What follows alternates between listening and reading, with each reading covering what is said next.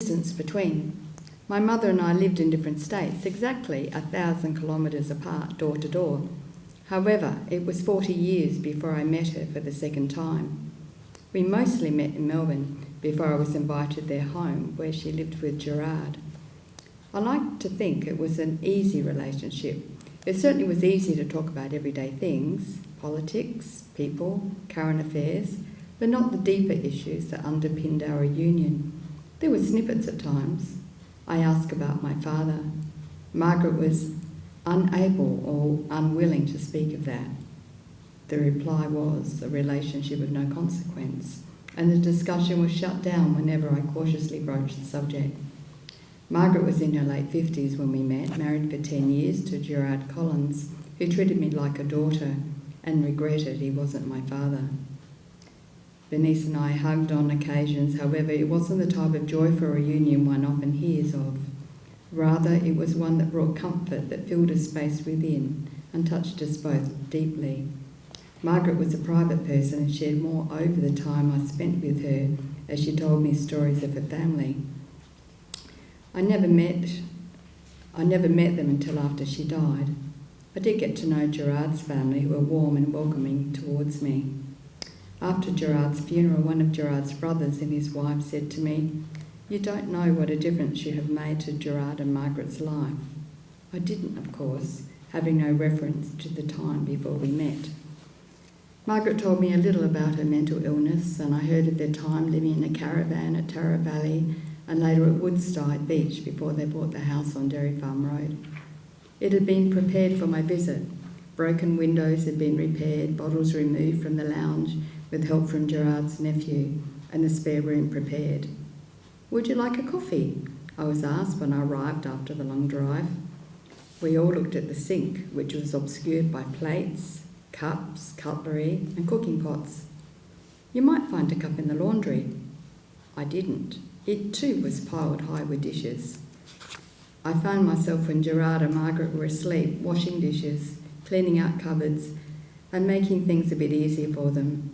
I was aware of not stepping over boundaries to offend. However, Margaret noticed, and it was appreciated. She said it was a mistake buying the property, as they didn't really know how to look after a house, and that was evident. If something was broken, it stayed that way. I felt Margaret and I had a similar view of the world, although her grasp of politics was sharp and mine hazy. However, we both held social justice as a core value along with compassion for others. At the time of our meeting, I learned of Margaret's contact and deep attachment to her Catholicism, although it wasn't the type that took her to Mass every Sunday. I wonder if that deep attachment was behind my birth at a Catholic-owned institution in Fullerton, or the fact I was placed with a Catholic family in a mid-north town. When the department checked on me, they found that my then mother was in hospital with depression after her husband had had an affair. When that placement was not seen as appropriate, I was then placed with an older childless Catholic couple in Adelaide who became my parents. During my visits, we visited many towns and national parks, including Tarra Valley, Woodside and Port Albert. We ate wherever we found ourselves after a day's outing. I found out after Gerard had died that Margaret had never cooked. Gerard saw to the meals, and when I visited, I took on that role as a gesture of thanks for having me stay, or we ate out. Later, Meals on Wheels were ordered for Margaret. Now, 20 years on, I still have a connection to that house where Margaret and I spent many hours talking, looking out of the kitchen windows side by side at the trees, the cows, the crops, looking at photos and reading books. Margaret was an avid reader, and there were many books piled up in the lounge. That meant a lot to me, having only around 5 books in my childhood home other than my own small but cherished children's library.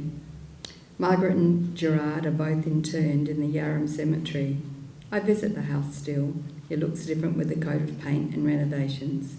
However, I still gaze out of the kitchen window and feel her presence and remember. Transplants. While gardening, I reflect, when transplanted, some plants, like people, thrive. Others struggle despite attention, fertiliser, moisture, never quite flowering, barely alive, no sense of belonging in their new environment. Some transplants die, return to the soil. When transplanting babies, mother to mother, survival depends on forgetting. Adapting means losing yourself. You keep watch. You fit in, or like plants, you wither. Unlike plants, sometimes people die by their own choosing, unable to find themselves again, never able to find a connection to their new environment. They stay in the muddle of my mind, still needing attention as I linger on the fringes. I run my life like this, skirting around things at the centre, never quite entering, not reading that book that calls, the paintbrushes lay idle, endless lists of things to do to distract from the things that matter. Being in control, however, not of the moment, by watching myself dance on the outside of my life. Ending well. Is ending well a need that is not going to be another rejection? Is ending well seeing my face reflected in hers, seeing the chink in her ear like mine? Confirmation. Is ending well acceptance, connection, irrelevant but meaningful snippets of information, such as long blacks, a love of books, red jeans, nature? Is ending well seeing life through a lens of generalisations, stories without names, a similar worldview? Was it when my adopted mother became a child again as dementia took over that I stepped up to adulthood? When I managed my own reactions, my own needs in relation to her, and when I stood calmly to face her anger, or when I buried her? Was it that early morning call as I was about to travel over to see my other mother in hospital? The call said, "Slow down, don't hurry, your mother has had a stroke." Another call to say she died left me howling, screaming and destitute.